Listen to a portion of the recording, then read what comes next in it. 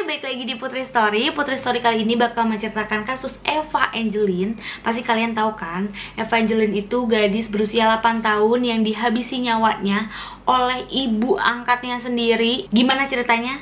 Langsung aja yuk kita ke ceritanya. Angeline lahir pada 19 Mei 2007.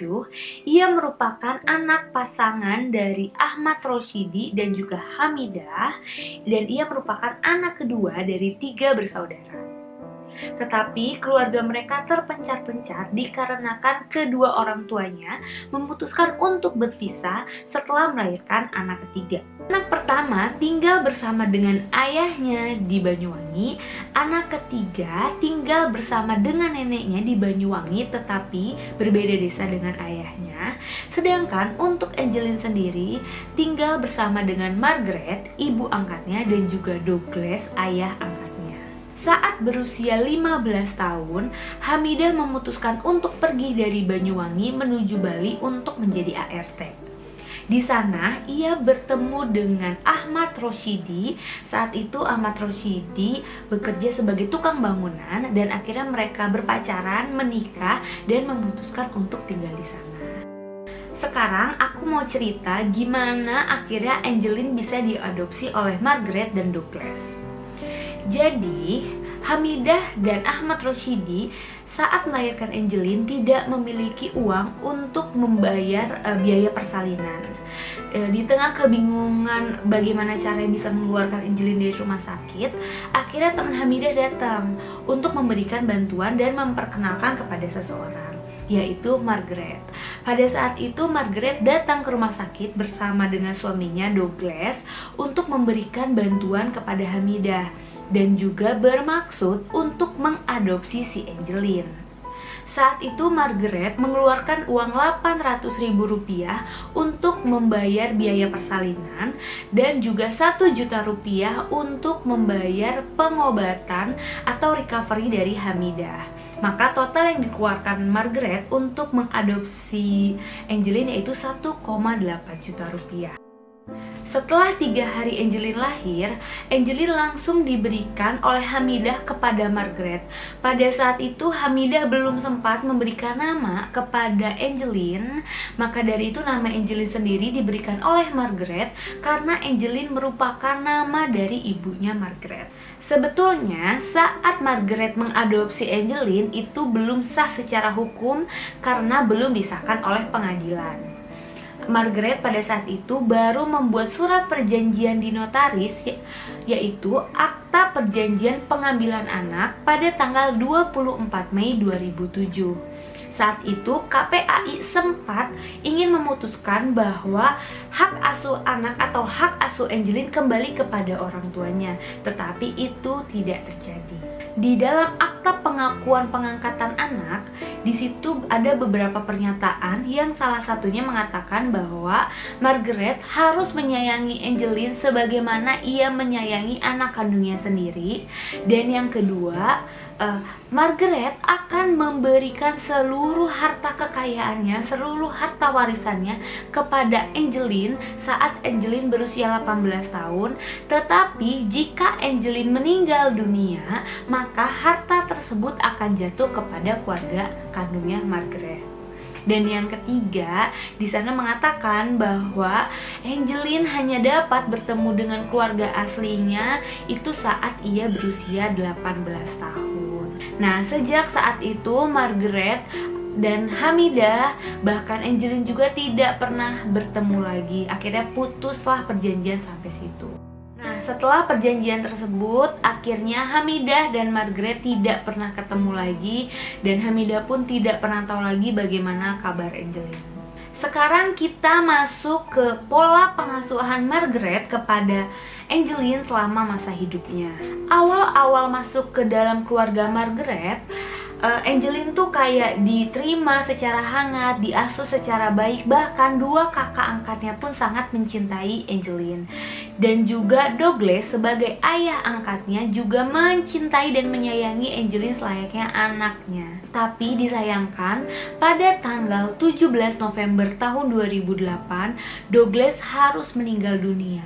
Setelah kematian Douglas, Margaret menjadi emosional, menjadi ibu atau orang tua tunggal yang sangat emosional bahkan kepada Angeline yang masih sangat kecil.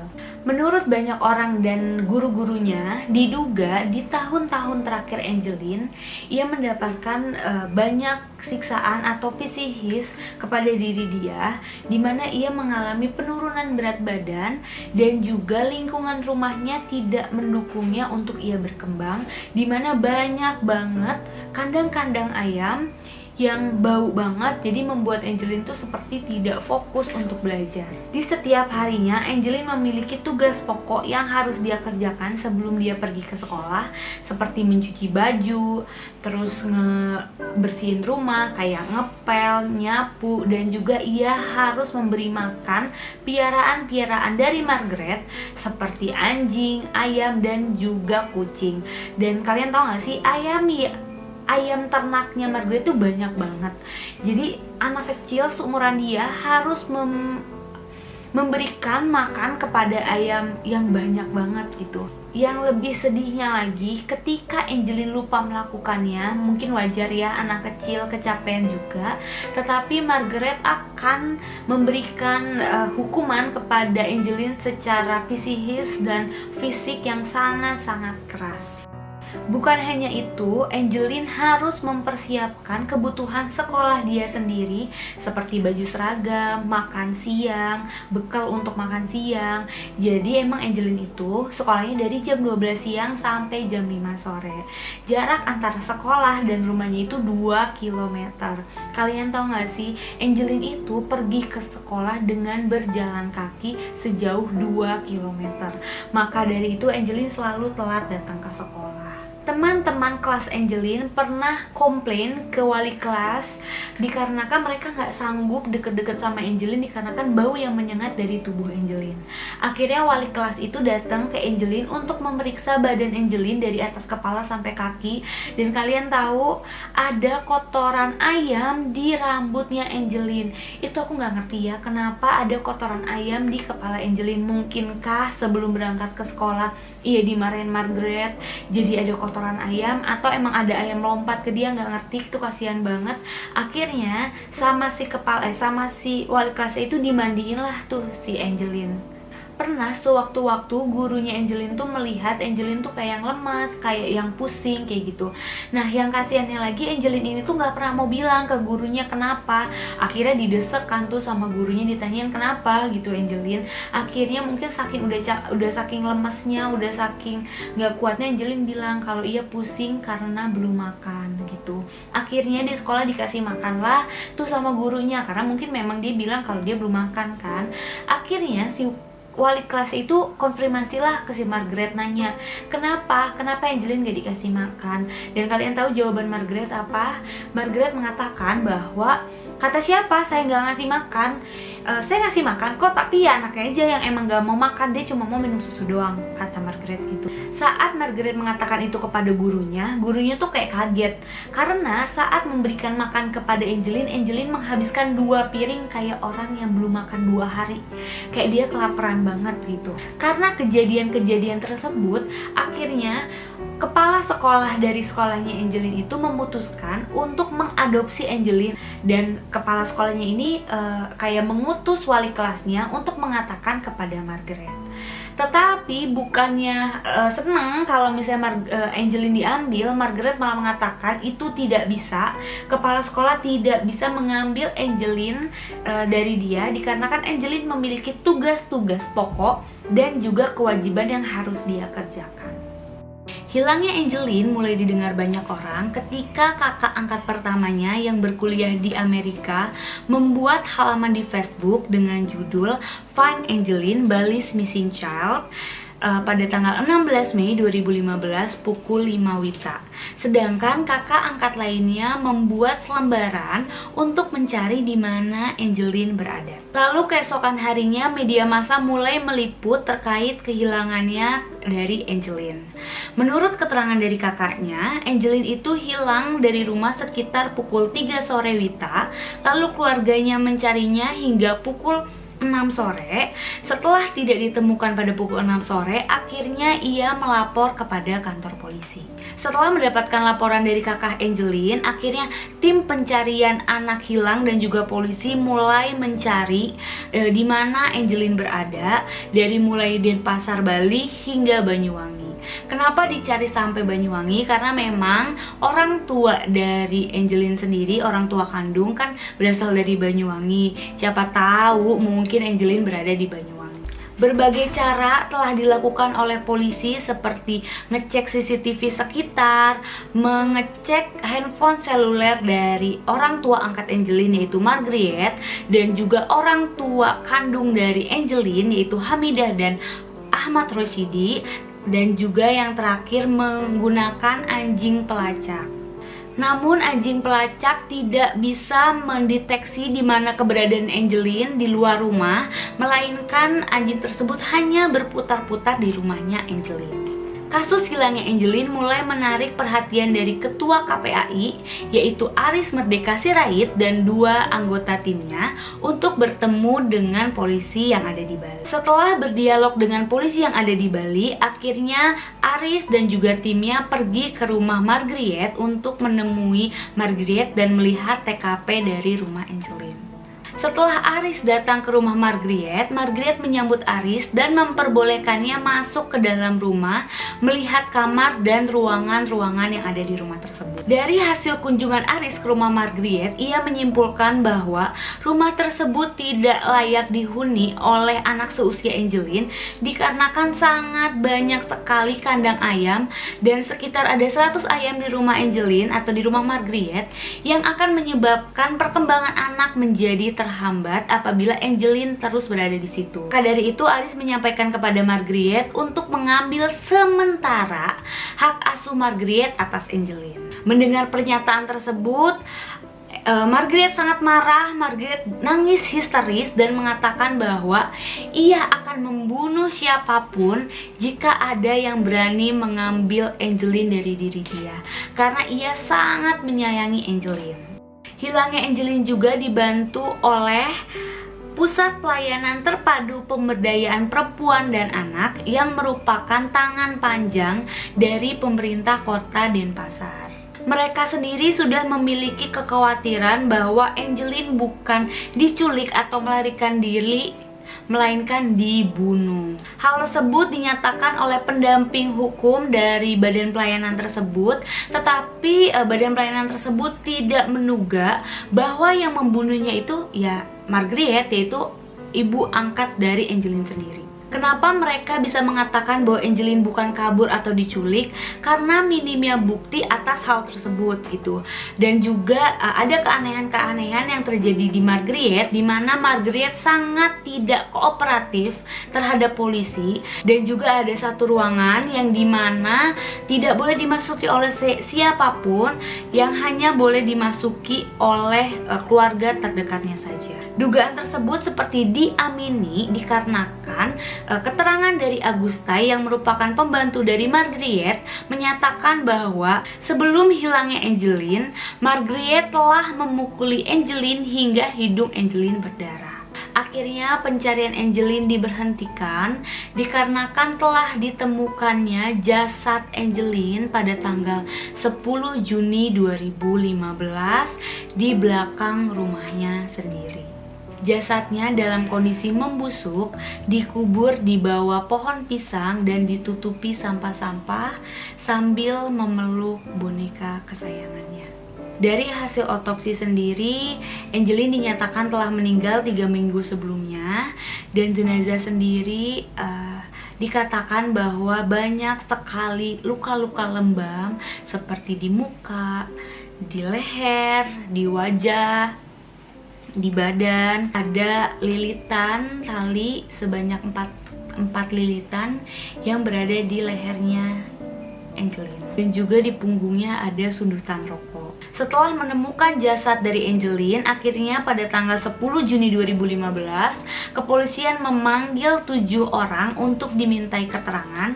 Ada Margriet, lalu ada 2 kakak angkatnya, ada juga Agustai sebagai pembantunya, lalu 2 penghuni kos-kosannya, serta serta petugas keamanan satpam yang disewa oleh Margaret untuk menjaga rumah setelah hilangnya kasus Angeline. Dari 7 orang yang dimintai kesaksian, akhirnya ditetapkan 1 orang tersangka, yaitu Augustine, yang dimana ia mengakui perbuatannya telah membunuh dan juga memperkosa Angeline pada 16 Mei 2015 pukul 1 siang WITA.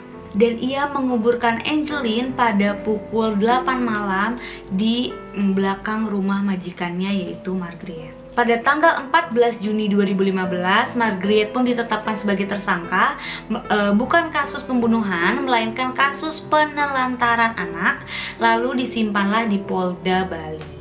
Pada tanggal 28 Juni 2015, Margaret ditetapkan kembali menjadi tersangka, tetapi bukan kasus penelantaran anak, melainkan kasus pembunuhan atau otak dibalik pembunuhannya Angeline dengan 3 alat bukti. Yang pertama, pengakuan dari Augustine. Yang kedua, bukti-bukti dari tim forensik. Yang ketiga, olah TKP yang dimana di rumahnya sendiri. Di mana dari bukti-bukti tersebut Margaret dinyatakan adalah otak atau dalang dari pembunuhan Angeline, dan Agus sendiri bukan pembunuh atau bukan membunuh Angeline, melainkan hanya membantu menguburkan jasad dari Angeline. Tetapi tim kuasa Margaret tidak terima atas tuntutan tersebut. Pada tanggal 2 Juni 2015 akhirnya tim hukum dari Margaret mengajukan pra peradilan. Pada tanggal 29 Juli 2015, pra peradilan yang tadi diminta Margaret yang diajukan ke pengadilan negeri itu ditolak oleh pengadilan negeri Bali karena hakim menilai bahwa bukti-bukti yang diberikan oleh Margaret dan kuasa hukumnya tidak dapat membuktikan bahwa Polda Bali salah memberikan status tersangka kepada Margaret. Jadi gini, kan Margaret itu dinyatakan tersangka oleh polisi Polda Bali kan. Nah, Margaret dan kuasa hukumnya itu nggak terima kalau ia dinyatakan tersangka karena ia tidak merasa membunuh Angeline. Maka dia meminta kepada pengadilan negeri Bali untuk statusnya sebagai tersangka itu diolah kembali gitu. Tetapi hakim sendiri menilai bahwa bukti dari pengacara Margaret itu ya tidak bisa membuktikan juga bahwa Polda Bali itu salah, melainkan ya hakim menyatakan bahwa ya status tersangka pantas diberikan kepada Margaret. Sidang perdana Angeline dilakukan pada tanggal 22 Oktober 2015. Dalam persidangan tersebut, jaksa mengatakan bahwa sebetulnya otak dari pembunuhan Angeline sendiri yaitu Margaret, dan Augustine hanya diminta oleh Margaret menguburkan jasad dari Angeline dan juga mengiming-imingi Agus uang. Margaret pula yang meminta Agus untuk menyudutkan rokok ke punggungnya Angeline. Itu dibuktikan oleh tim forensik dari RSUP. Dalam persidangan tersebut juga jaksa mengatakan bahwa pada tanggal 16 Mei 2015 Margaret memukuli Angeline berkali-kali di bagian mukanya dengan tangan kosong yang menyebabkan hidung dan telinga Angeline berdarah. Kemudian pembunuhan Angeline direncanakan yang bermaksud untuk menghilangkan jejak atau menutupi apa yang dilakukan Margaret terhadap Angeline. Dari semua tuduhan yang diberikan oleh jaksa kepadanya, semuanya ditolak dan ia mengatakan bahwa ia tidak mungkin membunuh Angeline dikarenakan ia sangat menyayangi Angeline. Atas kasus ini, jaksa penuntut umum memvonis Augustine 12 tahun penjara dan denda 1M. Dalam kasus ini, Augustine didakwa bukan sebagai pembunuh Angeline, melainkan membiarkan apa yang dilakukan Margaret kepada Angeline sehingga menyebabkan Angeline meninggal dunia. 2 hari berselang vonis dari Augustine, vonis juga diberikan kepada Margaret dengan tuntutan hukuman seumur hidup yang diberikan jaksa kepada Margaret. Namun tuntutan ini dibilang imajinatif oleh kuasa hukum dari Margaret. Pada tanggal 29 Februari 2019, hakim mengabulkan tuntutan dari jaksa. Tetapi kan tuntutan jaksa umum itu kepada Augustine itu 12 tahun kan. Kalau dari hakim hakim sendiri tuntutan untuk Agusta yaitu 10 tahun masa penjara. Tetapi untuk Margaret sendiri dikabulkan dengan hukuman seumur hidup. Mendengar kabar bahwa Margaret dihukum seumur hidup, ibu kandung dari Angeline yaitu Hamidah mengatakan bahwa ia sangat tidak puas dengan keputusan hakim dikarenakan Margaret tidak harus hidup, tidak harus dipenjara seumur hidup, melainkan harus diberikan hukuman mati. Baik Margaret maupun Agustai mengajukan banding atas vonis majelis hakim pengadilan negeri dari Denpasar. Dalam memori banding sendiri, Margaret menyatakan bahwa pembunuh dari Angeline yaitu adalah Agustai, tetapi bukan diri dia. Namun banding tersebut juga ditolak. Udah banding ditolak, Margaret mengajukan kasasi kepada Mahkamah Agung, tetapi Mahkamah Agung semakin memperkuat vonis dari Margaret. Itu adalah kasus pembunuhan Eva Angeline, gadis berusia 8 tahun yang masih sangat muda, harus mengalami siksaan dengan orang tua angkatnya. Kasian banget. Kalau misalnya baca lagi kasusnya tuh kayak sedih gitu ya, apalagi kan anaknya cantik gitu, kayak lugu. Kayak aduh sedih banget, kasihan banget gitu. Harusnya kalau misalnya dia udah nggak sanggup untuk ngerawat Angeline, ya balikin aja ke orang tua kandungnya gitu. Bahkan kan tadinya kepala sekolah juga mau ngeadopsi Angeline gitu, kenapa nggak dikasih aja daripada harus diginiin gitu. Ya udah. Nah itu adalah kasus Angeline, semoga ada hikmahnya dan bye bye, I love you all.